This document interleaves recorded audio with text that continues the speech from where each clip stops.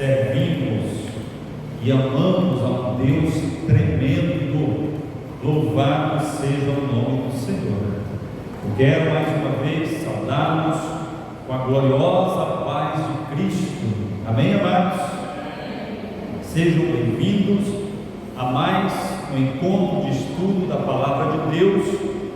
Desta vez, capítulo 2 da carta de Paulo aos Gálatas. A carta de Paulo aos Gálatas se encontra nas Sagradas Escrituras após a segunda carta de Paulo aos Coríntios. Nosso primeiro encontro, estudamos aí a introdução desta carta e o capítulo de número 1. E hoje eu quero te convidar a caminhar comigo pelas linhas do capítulo 2 desta maravilhosa porção da Palavra de Deus, a carta de Paulo aos Gálatas.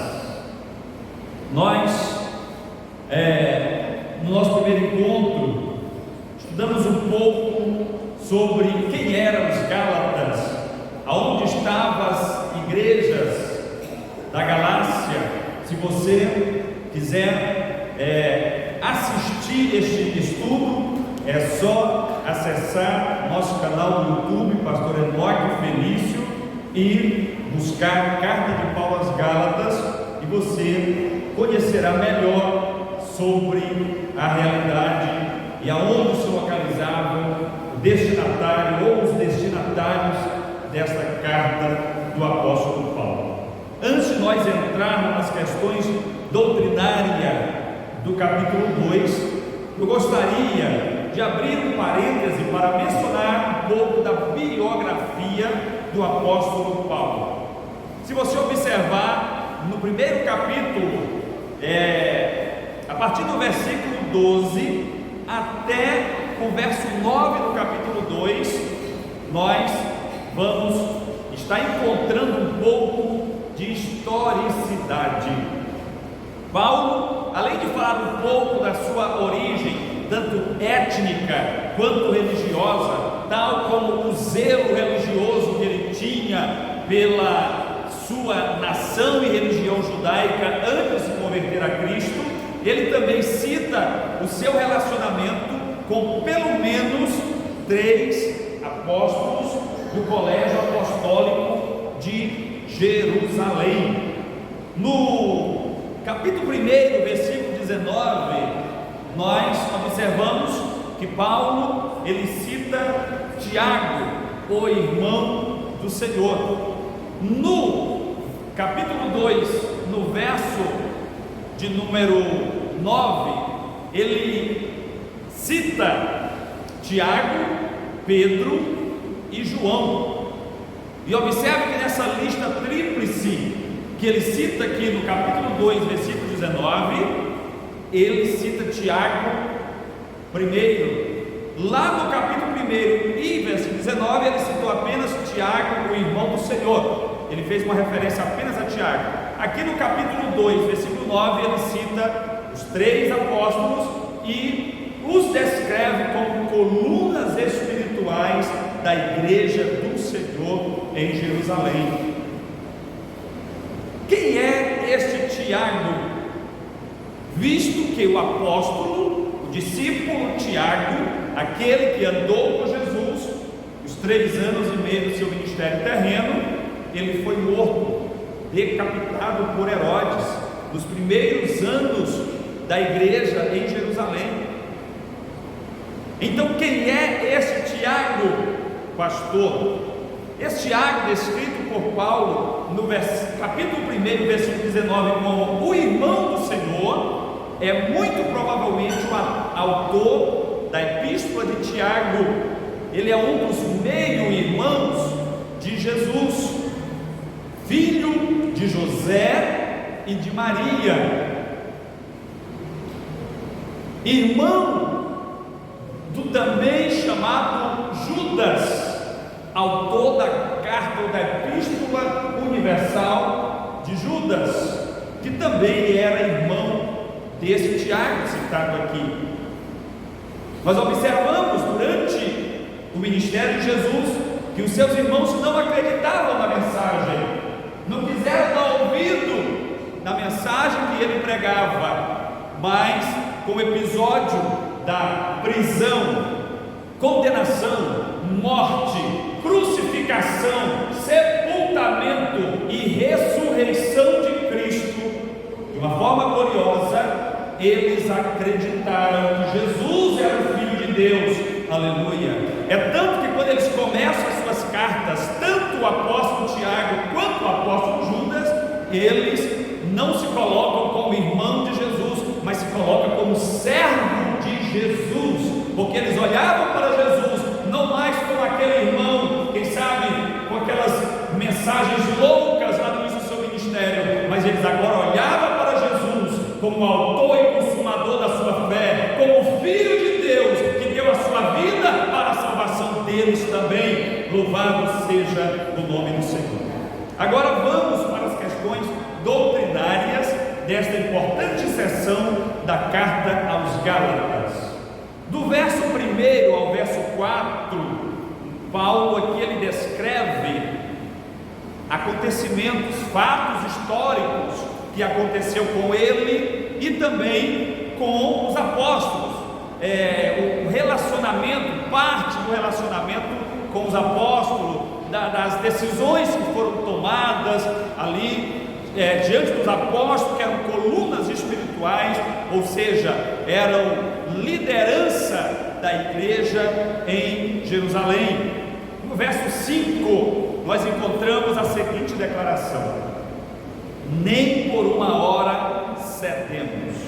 Se você ler aí no versículo 5, você vai encontrar esta declaração. Por que Paulo ele faz essa declaração? Como nós já estudamos no nosso primeiro encontro, na introdução desta carta, Paulo estava escrevendo esta carta com a finalidade de, digamos que, debater ou conscientizar os irmãos das igrejas da Galácia que a salvação é por meio da fé em Jesus Cristo.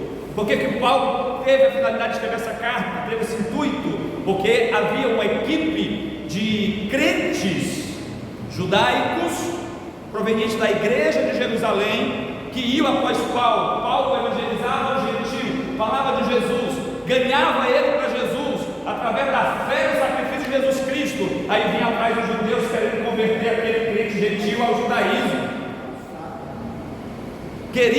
tentando, forçando aqueles irmãos a se converterem ao judaísmo, a atentarem para o rigor da lei, os costumes, as restrições de alimentação, os dias especiais, os dias sagrados do judaísmo. Eles queriam impor isso à igreja. Ganhar, eles não iam ganhar para Jesus, mas quando Paulo ganhava e discipulava e ia para outra igreja lá na frente, eles vinham atrás, criando prosélitos dentro da igreja de Cristo. E Paulo, ele combateu fortemente estes heréticos, porque é uma heresia o que eles estavam colocando. Eles estavam tentando colocar um fardo pesado, o mesmo fardo que os fariseus colocavam em cima das pessoas indoutas, a ponto de Jesus dizia assim: vocês atravessam a porta do céu de forma que nem deixa ninguém entrar e nem vocês mesmos entram, por causa do legalismo da lei. E no caso, os irmãos convertidos a Jesus, mas eram judeus, eles queriam forçar os irmãos gentios que tinham confessado a Jesus, que tinham crido no sacrifício de Jesus, a também se comportar como um judeu. E Paulo, ele trata nesta carta exatamente sobre este assunto. Ele era tolerante e paciente com muitas coisas, queridos, com muitas outras coisas, mas ele era inflexível quando se tratava da verdade do Evangelho. A revelação que ele recebeu de Cristo é o único Evangelho que tem poder para a salvação de todo aquele que crê, conforme ele escreveu lá aos Romanos, capítulo 1 e versículo 16. Paulo não negociava a verdade da cruz com ninguém. Paulo, ele sabia que jamais deveria transigir, ou seja, deveria negociar o Evangelho em nome da paz, em nome da união, ou de correntes teológicas quaisquer que fossem, pois estava em jogo tanto a glória de Cristo quanto a salvação dos perdidos. Por isso ele foi veemente na defesa da mensagem da cruz. Hoje, queridos, se nós abrirmos mão de alguma parte do Evangelho que temos conforme o Novo Testamento, nós começaremos a destruir a única mensagem que nos salva da destruição eterna. Nós corremos o mesmo risco hoje, se nós começarmos a transigir com o Evangelho, se nós começarmos a negociar com o Evangelho. Nós não podemos aceitar nenhuma adulteração do Evangelho de Cristo. Ele não muda, ele é infalível e invariável. Louvado seja o nome do Senhor. No versículo 6, nós vamos encontrar uma expressão que está entre parênteses na sua Bíblia, e a parte final dessa expressão entre parênteses está escrito assim: Deus não aceita a aparência do homem. Por que isso está escrito entre parênteses? Sempre que você vai encontrar um texto escrito entre parênteses na Bíblia, lá no original você não vai encontrar aquele texto. Esse texto ele foi inserido aí pelos intérpretes que escreveram a Septuaginta, os 70 que escreveram a Septuaginta, para facilitar a interpretação. É por isso que está entre parênteses. Toda vez que você estiver lendo um texto e entre parênteses tiver alguma frase que está esclarecendo alguma coisa, aquela frase está entre parênteses porque ela não pertence ao original. É o cuidado do tradutor para não alterar o que a palavra de Deus está dizendo. Mas pelo fato de estar entre parênteses, para nossa interpretação, não quer dizer que não pertence à palavra de Deus, porque está esclarecendo. Deus não aceita a aparência do homem. Deus, amados, ele não usa de favoritismo com ninguém por causa de tradição, de reputação, de posição social ou de sucesso. Os crentes de Deus parece que pensavam que Jesus usava de favoritismo com eles. Você aceitou Jesus, você agora é crente, mas precisa fazer alguma coisa, precisa ser assim, precisa crer assim. E Paulo ele bateu veementemente contra estes ensinamentos. Primeiro, Deus ele avalia o coração do homem, ele avalia o nosso ser interior. O seu favor ele permanece no coração daqueles que se voltam sinceramente para Ele, com amor, com fé e pureza.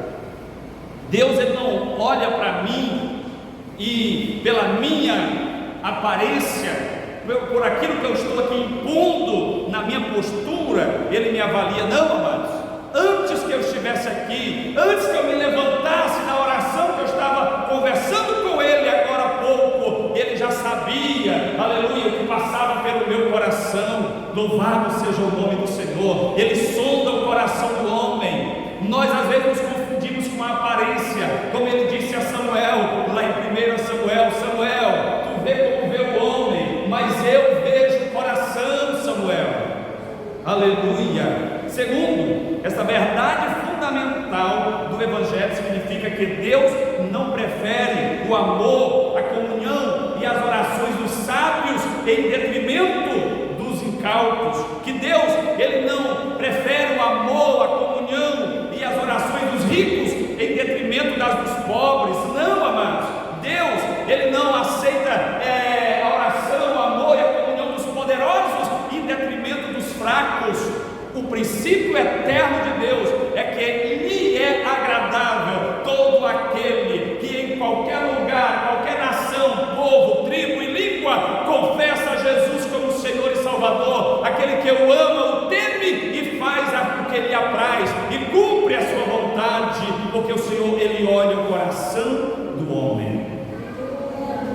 No verso número 10, nós encontramos uma expressão que na verdade é uma recomendação dos 3 apóstolos, Tiago, Pedro e João, a Paulo. dizendo que eles se lembrassem dos pobres. Eles tiveram uma reunião, aqui no início do capítulo 2, você vai observar, depois você lê a história para compreender melhor. Ele foi a Jerusalém, se reuniu com os apóstolos e certamente ali eles debateram estes assuntos. Eu já citei no nosso primeiro encontro que este encontro com os 3 apóstolos foi antes daquela convenção do concílio de Jerusalém, para delinear como seria a entrada ou a permanência do evangelho entre os gentios, ou seja, entre aqueles que não eram judeus. E ali eles debateram, e ele descreve que eles deram as destras, ou seja, eles abençoaram o ministério de Paulo e Barnabé, que eles fossem aos gentios, e eles, os 3, iam à circuncisão, ou seja, pregar para a nação judaica. Paulo e Barnabé iam para as nações gentílicas, ou seja, todas as nações estrangeiras a Israel deveriam ser alcançadas. Tão somente Paulo e Barnabé não poderiam se esquecer dos pobres.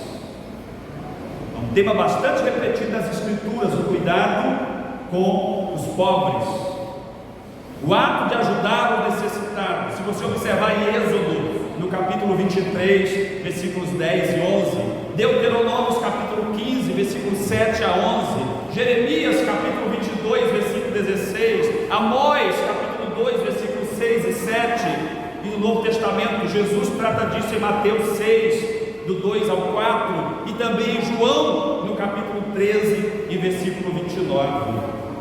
O cuidado com os pobres.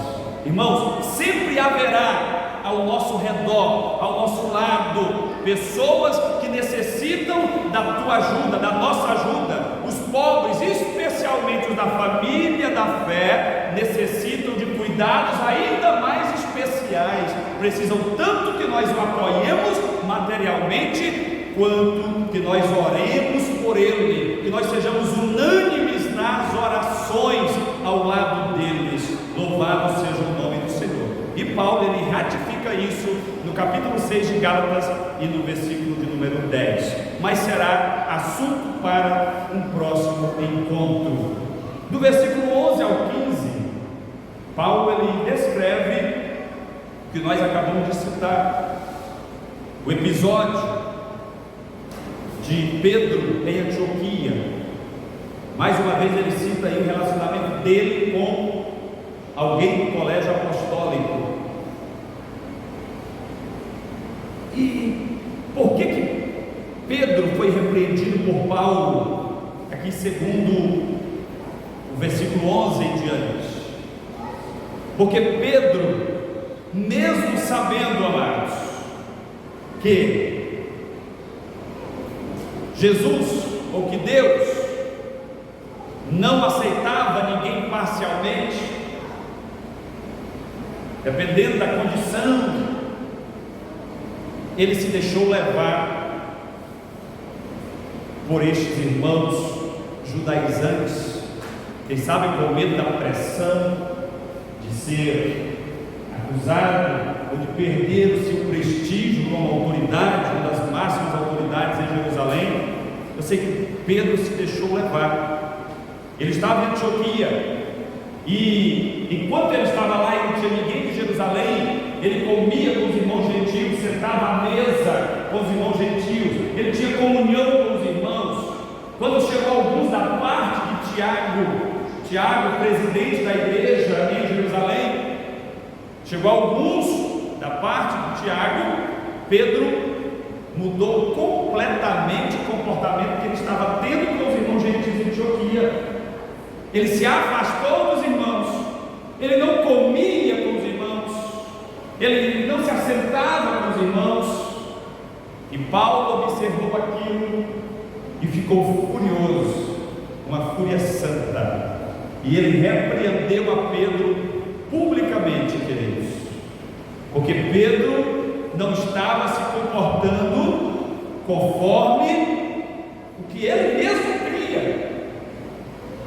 Porque Pedro foi uma testemunha fiel fiel do que Deus fez entre os gentios. Pedro foi o primeiro apóstolo que ganhou o gentio para Jesus. Ele foi chamado lá na Cesaré, na casa de Cornélio, centurião romano, e começou a pregar o evangelho de Jesus, a mensagem da cruz. E no meio da mensagem, Pedro não tinha nem terminado de pregar, o Espírito Santo desceu sobre aqueles gentios e eles foram batizados com o Espírito Santo. Aleluia! E Pedro ficou atônito, porque até então não se tinha visto algo semelhante entre gentios, só entre os judeus. É tanto que ele diz: pode-se negar as águas para estes, os quais o Espírito Santo desceu, e eles também foram batizados nas águas, foram inseridos no corpo de Cristo. Então Pedro já tinha vivido essa experiência, foi pioneiro nessa experiência, e aqui ele estava dissimulando para não parecer aos irmãos que tinham vindo de Jerusalém que ele estava tendo comunhão com quem não era circuncidado, com quem não guardava os sábados, quem sabe com quem comia carne de porco, e assim por diante. Pedro, embora soubesse, irmãos, que Deus aceitava os gentios sem parcialidade, ele se opôs às suas próprias convicções por medo de críticas e da possível perda de autoridade eclesiástica. Eu quero dizer uma coisa para você, chamar a tua atenção. Você que muitas vezes tem dissimulado com a fé cristã, com medo de críticas, para não ser criticado, para não ser rejeitado, cuidado. Isso é uma dissimulação, isso entristece o Espírito Santo de Deus. Se Deus não poupou nem o apóstolo Pedro, imagine nós. Portanto, amados, sejamos fiéis, estejamos à altura de defender a razão da nossa fé, como escreveu o próprio apóstolo Pedro futuramente. E isso não tornou Pedro rival de Paulo. Quando Pedro escreve a sua carta, ele fala do irmão Paulo com carinho, aleluia. Ele aceitou a repreensão, porque aquele que é cheio do Espírito Santo, ele aceita a repreensão que vem dos céus, louvado seja Deus. Aí no verso 16, Paulo vai reforçar aquilo que ele vinha pregando sobre a justificação pela fé. Paulo ele lida com a questão de como o pecador poderá ser justificado, aceito por Deus e ter um relacionamento com Ele. Isso acontece não pelas obras da lei, diz Paulo, mas mediante a fé viva em Cristo Jesus. Aleluia. A justificação do crente é pela fé em Jesus Cristo. Não há nenhum empecilho para a igreja da nova aliança em não guardar dias, em não comer isso ou aquilo para a salvação, porque a nossa salvação ela é fundamentada unicamente na fé em Jesus Cristo, o nosso Senhor. No verso 19, Paulo escreve algo que parece ser uma afronta para os judeus, quando ele diz: eu estou morto para a lei. Leia comigo o verso 19, eu estou sempre citando e não tenho parado para ler. Diz assim: porque eu pela lei estou morto para a lei, para viver para viver para quê? Para viver para Deus. Aleluia. Por que, amados? Está morto para a lei não é uma afronta, porque a lei, conforme nós compreendemos, ela durou até Cristo. Cristo, quando ele pega o cálice lá na ceia, ele diz: este é o sangue de quê? Da nova aliança, que é feita por vós. Então nós somos filhos da nova aliança. Aleluia. Nós somos filhos da nova aliança. Bendito seja Deus. E isso significa que não mais dependemos dos sacrifícios do Antigo Testamento para sermos salvos e aceitos diante de Deus. Paulo ele ratifica isso lá no próximo capítulo 3 de Gálatas, do versículo 23 ao 25, que estaremos estudando no nosso próximo encontro.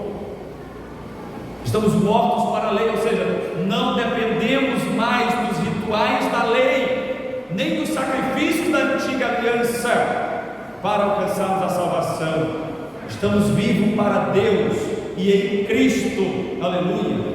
Olha o que diz o versículo 20: estou crucificado com Cristo. Leia comigo o versículo 20, diz assim: já estou crucificado com Cristo, e vivo não mais eu, mas Cristo vive em mim, e a vida que agora vivo na carne, a vivo na fé do Filho de Deus, o qual me amou e se entregou a si mesmo por mim. Aleluia, glória a Deus. Está crucificado com Cristo, amados. Fala do nosso relacionamento pessoal com o Senhor, nosso profundo relacionamento com Cristo, a nossa confiança profunda no Senhor, a nossa dependência dEle é estar crucificado com Ele. Aqueles que têm fé em Cristo, a fé firme e inabalável em Cristo, vivem uma vida de comunhão íntima com Ele, tanto na sua morte quanto na sua ressurreição. Aleluia. Estejamos crucificados com Cristo por 3 motivos. Primeiro, todo crente, ele foi crucificado em Cristo, foi crucificado na cruz de Cristo. Todo crente morreu para a lei como meio de salvação e agora vive para Deus por meio de Cristo, conforme diz no versículo número 19. Por causa da salvação em Cristo, o pecado já não tem domínio sobre nós. Não é por causa da lei, é por causa da salvação em Cristo, da justificação através do sacrifício de Cristo, é que o pecado já não tem domínio sobre nós. Não somos mais escravos do pecado, mas somos servos de Cristo e andamos na luz de Cristo para a glória de Deus. Segundo, nós que fomos crucificados com Cristo, agora vivemos com Ele mediante a sua vida ressurreta. Nós fomos crucificados com Cristo, mas nós não estamos mortos para Cristo, nós morremos para o mundo. O fato de estarmos crucificados com Cristo, espiritualmente falando, nos liga a Ele 24 horas, em comunhão, em amor, em obediência à sua palavra e à sua vontade. Aleluia. Cristo e a sua força habitam em nós e se torna um manancial na nossa vida. Por que o crente é alegre mesmo estando triste? Porque dentro de nós jorra um manancial, e esse manancial, ele jorra através da presença do Espírito Santo de Deus nas nossas vidas. É mediante ao Espírito Santo, aleluia, e a vida ressurreta de Cristo, que nós somos comunicados com o Senhor, aleluia, que nós temos comunhão, que nós temos livre acesso com o Senhor. E em terceiro lugar, participamos da morte e ressurreição de Cristo pela fé. Antes que alguém diga: mas você está no século 21 e Jesus morreu lá no século 1, como é que você foi crucificado com Cristo, se Jesus foi crucificado apenas uma vez?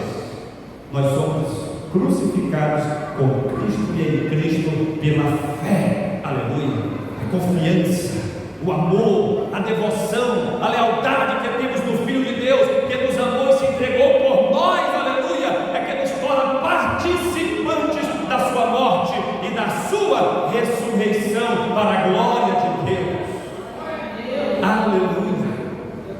No versículo número 21 tem uma palavra que se destaca de todas as outras, como que em letras garrafais, a palavra justiça. Leia comigo aí o versículo 21. Já estamos prestes a terminar. Não aniquilo a graça de Deus, porque se a justiça provém da lei, segue-se que Cristo morreu em vão. Paulo, ele conclui este texto do capítulo 2, assegurando que se a justiça provém da lei, Cristo morreu em vão pelos Gálatas. Se a justiça provém da lei, Cristo morreu em vão pela igreja. Aleluia. Esta justiça contida aqui neste texto, ela é explicada no versículo 16 e 17, e também aqui no versículo 21,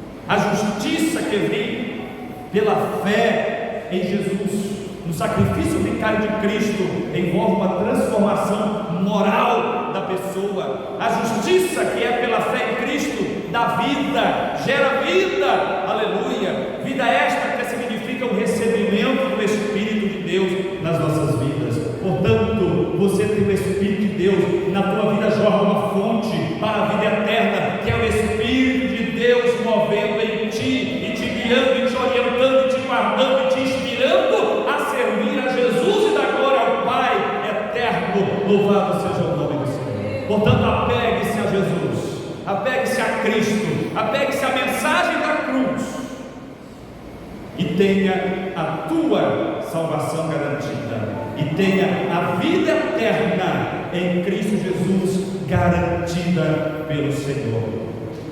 Não há nada que você possa fazer além da mensagem da cruz para te levar à salvação. Sirva a Jesus, ame a Jesus, obedeça a Jesus, e tudo te irá bem nesta vida, e por fim a vida eterna como garantia. Que o Senhor te abençoe e te dê graça e te dê oportunidade de entregar os teus caminhos ao Senhor. Amém.